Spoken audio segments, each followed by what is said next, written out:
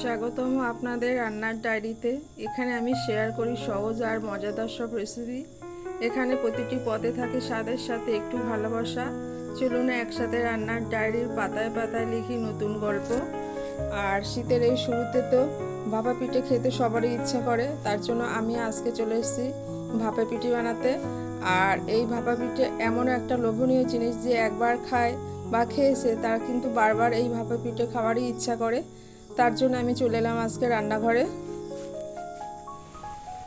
আর যেহেতু আমি সুজি দিয়ে সুজির ভাপা পিঠে বানাবো, যার জন্য আমি এক বাটি সুজি নিয়ে নিয়েছি, আর নিয়ে নিয়েছি এক বাটি নারকেল কোড়া, আর নিয়ে নিয়েছি এক বাটি গুড়। এটা হলো আখের গুড়।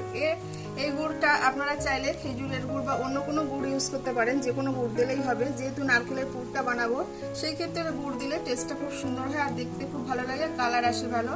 তো আসুন আমি কিভাবে বানাবো তো সেটা দেখাই। তো আমি একটা গ্যাসে কড়াই বসিয়েছি, আর এই কড়াইতে দিয়ে দেবো 2 বাটি মতো জল। কারণ সুজিটা নিয়েছি আমি ভর্তি ভর্তি 1 বাটি, যার জন্য জলটা 2 বাটি আমি দিয়ে দেবো। যেহেতু সুজি দিয়ে একটা সুন্দর ডো বানাবো, আমি দিয়ে দেবো স্বাদ মতো লবণ, আর দিয়ে দিচ্ছি এই চামচের 1 চামচ গুঁড়া দুধ। যেহেতু জলটা এখন হালকা উষ্ণ গরম হয়েছে, এর সঙ্গে আমি খুব দুধটা মিশিয়ে নিলে ভালো করে মিশবে। আর বেশি গরম হয়ে গেলে জলটা, তাহলে দুধটা দলা দলা হয়ে যাবে। এটা আমি এবার ফুটিয়ে নেব।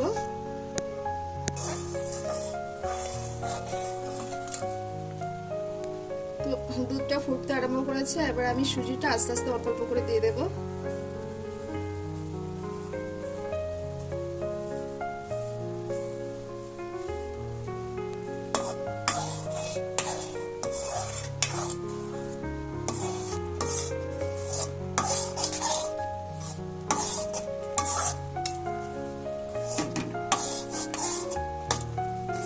তো দেখুন আমার ডোটা হয়ে এসেছে, আমি এবার এটা নামিয়ে নেব।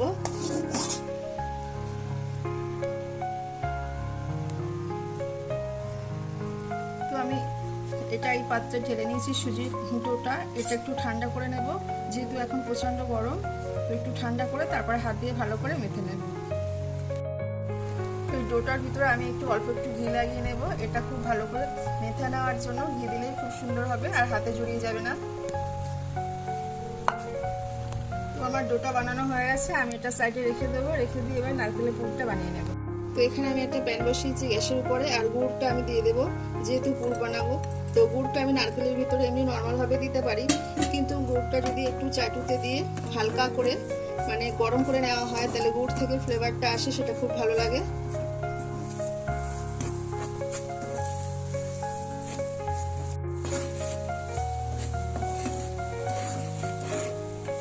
আমার গুড়টা গলে গিয়েছে, তো এবার আমি নারকেলটা দিয়ে দিচ্ছি।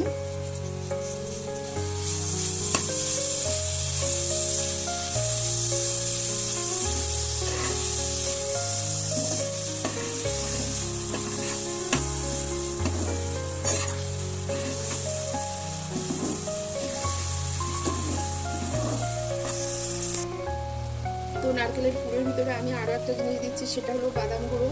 এখানে আমি কিছুটা চিনি বাদাম আর আমার বাদাম গুঁড়ো করে রেখে দিয়েছিলাম, তো আমি 1 চামচ দিয়ে দিলাম, মানে পুরটা টেস্টটা আরো একটু বাড়ার জন্য। তো দেখুন আমার নারকেলের পুরটা রেডি হয়ে গেছে, আমি নামিয়ে দেবো। তো দেখি মনে হচ্ছে একটু নরম আছে, কিন্তু কিছু করার নেই।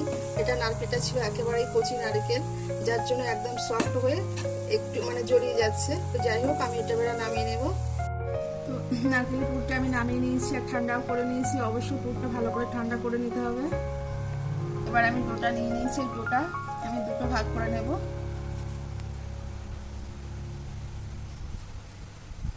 তো আমি একটা তুলে নিচ্ছি, এটা রেখে দেবো সাইডে। আর যেটা আছে সেটা আমি একটু তেল, বা প্রথমে তো ঘি নিয়েছিলাম, আবার একটু হাতে তেল নিয়ে নিয়েছি। নিয়ে এই চাকিটাতেও ভালো করে তেল লাগিয়ে নিয়েছি। এটা আমি বেলে নেব।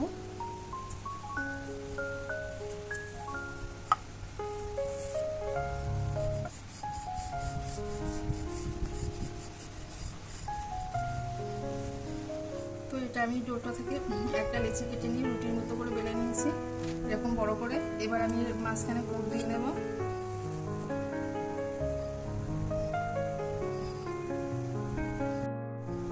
তো নারকেলের পুরটা এরকমভাবে আমি সমস্ত জায়গায় দিয়ে নিয়েছি খুব ভালো করে।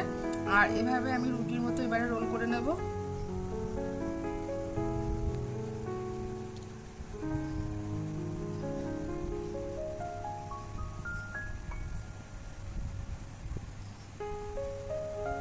করে নিয়েছি। এবার মুখটা একটু ভালো করে বন্ধ করে দিতে হবে, কারণ এটা তো ভাপাতে হবে। একই রকমভাবে এই মুখটা আমি বন্ধ করে দেব।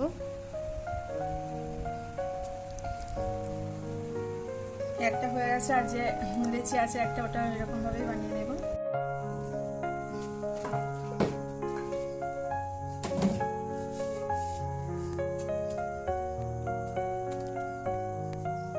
তো আমি যেহেতু এখানে একটা বাসন নিয়েছি ছিদ্র, আর খুব ভালো করে তেল মাখিয়ে নিয়েছি, নিয়ে পিঠেটাকে এইভাবে দিয়েছি। এবার একটা গ্যাসের পাত্র বসিয়েছি আর জল দিয়েছি।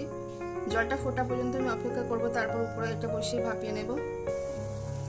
তো এখানে আমি ভাপে বসিয়ে দিয়েছি, আর উপর দিয়ে আমি একটা ঢাকনা দিয়ে দেবো। তো এটা আমি 6 থেকে 7 মিনিট একটু ভাপিয়ে নেব।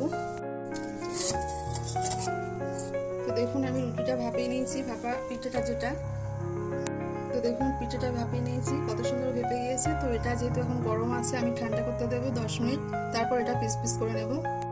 তো পিঠাটা আমি ঠান্ডা করে নিয়েছি, নিয়ে এবার আমি একটা চাকুর সাহায্যে এগুলো পিস পিস করে কেটে নেব।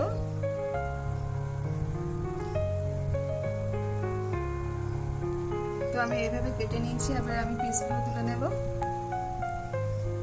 তো দেখুন বন্ধুরা, আমি সব পিঠেগুলো পিস করে নিয়েছি। তো আমার পিস করা হয়ে গেছে, আমি প্লেটে তুলেও নিয়েছি। তো দেখতে কত সুন্দর হয়েছে। আর শীতের শুরুতে এরকম গরম গরম ভাপা পিঠা খেতে তো অবশ্যই ভালো লাগে প্রত্যেকের। আর বাড়িতে থাকা সামান্য উপকরণ দিয়ে এই পিঠাটা কিন্তু রেডি করা যায়, এর জন্য নতুন করে কোনো কিছু কিনে নিয়ে আসতে হয় না। তো আমার এই ভাপা পিঠাটা আপনাদের কেমন লেগেছে অবশ্যই কমেন্ট করে জানাবেন, আর আপনারাও বাড়িতে ট্রাই করে দেখবেন। তো আমার এই ভিডিওটা যদি আপনাদের ভালো লেগে থাকে তাহলে একটি লাইক দেবেন, আর চ্যানেলটিকে সাবস্ক্রাইব করে দেবেন, পাশে থাকবেন।